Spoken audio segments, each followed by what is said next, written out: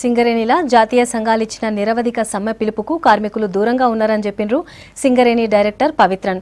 మామూలు దినాల కంటే సమ్మె రోజుల్లోనే రికార్డు స్థాయిలో బొగ్గు ఉత్పత్తి చేసినామన్నారు.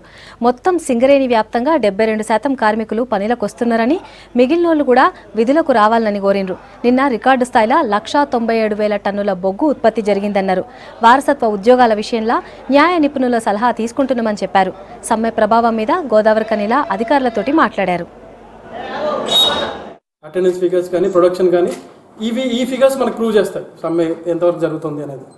సో మొట్టమొదటిగా మనం చూసుకుంటే ప్రొడక్షన్ పరంగా చూసుకుంటే మీకు మామూలుగా వచ్చే ప్రొడక్షన్ కంటే మన కంపెనీ మొత్తంలో ఏంటంటే మీకు అంతా తెలుసు 13% నిన్న పెరిగింది. ఈ సంవత్సరంలోనే ఎప్పుడు జరిగినంత ఈరోజు నిన్న రికార్డ్ సాధించడం జరిగింది.